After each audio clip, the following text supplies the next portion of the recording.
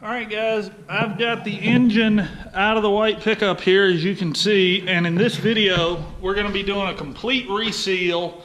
We're gonna do new heads, and then we're gonna delete the air injection system, and I'll tell you why. When I bought this truck, the oil pan gasket and the rear main seal were leaking. You can do them in the truck, but it's a pain. I figured since I had to do them both and I want to do some other stuff, I'd go ahead and pull everything out.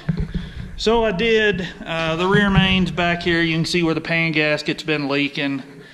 I knew I had one cracked exhaust manifold, but it turns out both of them are.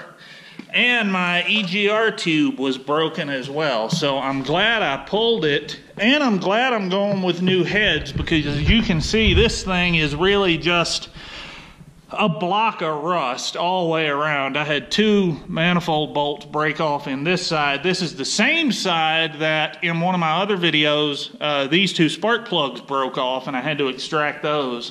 One of the things we're doing with this out is I'm deleting this air pump here. As you can see, it doesn't turn, which is more than a little bit of a problem. And the reason this air pump is here is because on the factory truck with the factory exhaust in '97, they used an old style catalytic converter. It used this system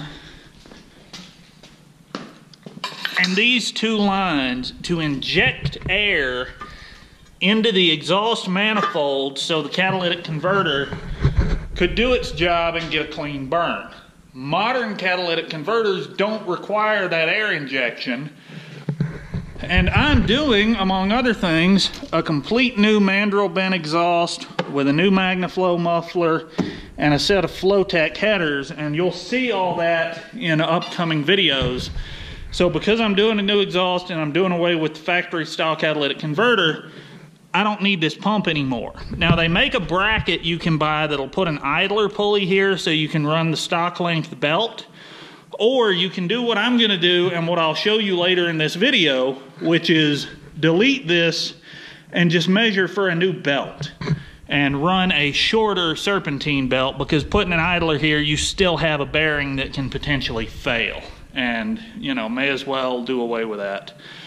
I'm doing GT40P heads. I'll talk about them later, but if you're not familiar, they're a performance upgrade. They're a Ford factory head. They're a cast iron head.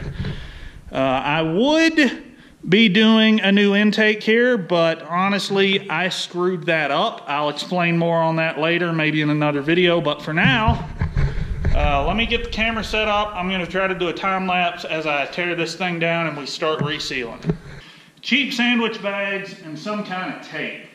As you're pulling your bolts out of here, like I've got bolts up here, I've got bolts over here, I've got bolts everywhere, throw them in little sandwich bags, label the bags, that way you know exactly what goes where when you start putting this thing back together.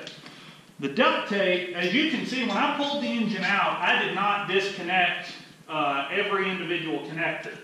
I disconnected the AC compressor because I left it connected to the lines and left it with the truck chassis. Otherwise, I just undid the main connector over on the driver's side fender well. It made pulling this a lot simpler, but now that I'm going to be disassembling it, I have to undo all the individual connectors. So what you want to do is take some small pieces of tape, tag these connectors so that you can tell what exactly is what. Anyway, the intake is off, everything's off, flipped over, oil pan's out. You can see we look pretty decent in here. The whole block was rusted like that with just big chunks coming off, and I wire brushed it. And my next step is to replace the timing set. I'm gonna do the timing set, the front crank seal, timing cover, all that good stuff.